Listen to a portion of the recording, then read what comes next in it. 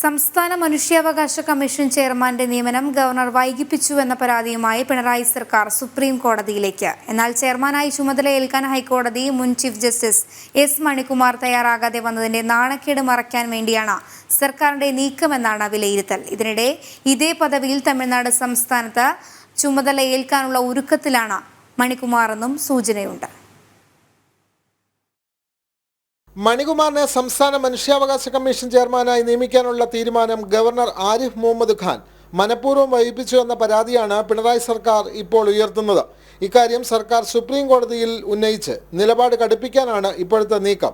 നിയമനത്തിന് ഗവർണർ കാലതാമസം വരുത്തിയതോടെ ജുഡീഷ്യറിയും മുൻ ചീഫ് ജസ്റ്റിസും സംശയത്തിന്റെ നിഴലിൽ നിൽക്കേണ്ടി വന്നുവെന്നാണ് പിണറായി സർക്കാരിന്റെ പുതിയ വ്യാഖ്യാനം. ഗവർണർക്കെതിരെ നേരത്തെ തന്നെ പിണറായി സർക്കാർ തുടർന്നു വരുന്ന വ്യവഹാരങ്ങളുടെ ഭാഗമായിട്ടാകും പുതിയ നിയമ പോരാട്ടവും കൊണ്ടുവരിക. ജസ്റ്റിസ് മണികുമാറിന്റെ നിയമനത്തിന് അംഗീകാരം തേടി 8 മാസം മുമ്പാണ് സർക്കാർ ശുപാർശ രാജ്ഭവനിലേക്ക് കൈമാറിയത്. കഴിഞ്ഞ ആഴ്ച അദ്ദേഹത്തിന്റെ നിയമനത്തിന് രാജ്ഭവൻ അംഗീകാരം നൽകുകയും ചെയ്തു.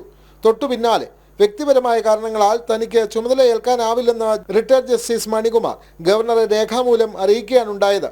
പിതാവിന്റെ മരണം മൂലം നാട്ടിൽ തന്നെ തുടരേണ്ട സാഹചര്യമുണ്ട് എന്നാണ് കത്തിലെ സൂചന. ഇതിനിടെ തമിഴ്നാട്ടിലെ മനുഷ്യാവകാശ കമ്മീഷൻ ചെയർമാനായി അദ്ദേഹത്തിന് നിയമനം ലഭിക്കുമെന്നാണ് പുതിയ വിവരം.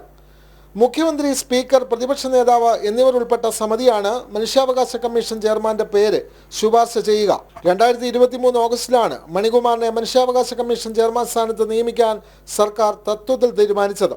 എന്നാൽ നിയമനത്തിൽ പ്രതിപക്ഷ നേതാവ് VD സതീശൻ വിയോജിപ്പ് രേഖപ്പെടുത്തി. ഇതിനു പിന്നാലെ മുൻ പ്രതിപക്ഷ നേതാവ് രമേശ് ചെന്നിത്തല തന്റെ എതിർപ്പ് ഗവർണറെ രേഖാമൂലം അറിയിക്കുകയും ചെയ്തു. ഗുരുതര ആരോപണങ്ങളായിരുന്നു മണികുമാറിനെതിരെ രമേശ് ചെന്നിത്തല ഉന്നയിച്ചത്. സർക്കാരിനെതിരായ തന്റെ വിവിധ പരാതികൾ ചീഫ് ജസ്റ്റിസ് ആയിരുന്ന മണികുമാർ മനഃപൂർവ്വം ചവിട്ടിവെച്ചു എന്നായിരുന്നു ചെന്നിത്തലയുടെ ആരോപണം. സ്പ്രിംഗ്ലർ അഴിമതിയിൽ ഹൈക്കോടതിയിൽ ഹർജി നൽകിയെങ്കിലും ഒരു നടപടിയും ഉണ്ടായില്ല. ഹൈക്കോടതി ചീഫ് ജസ്റ്റിസായി വിരമിച്ചതിന് പിന്നാലെ മണികുമാറിന് മുഖ്യമന്ത്രിയും മന്ത്രിമാരും ചേർന്ന് കോവളത്ത് പഞ്ചനക്ഷത്ര ഹോട്ടലിൽ വിരുന്നൊരുക്കിയതും വൻ വിവാദമായിരുന്നു. അവസാനം മണികുമാർ ചുമതല ഏൽക്കാതെ വരുമ്പോഴും പുതിയ വിവാദങ്ങൾ ഉയരുകയാണ്.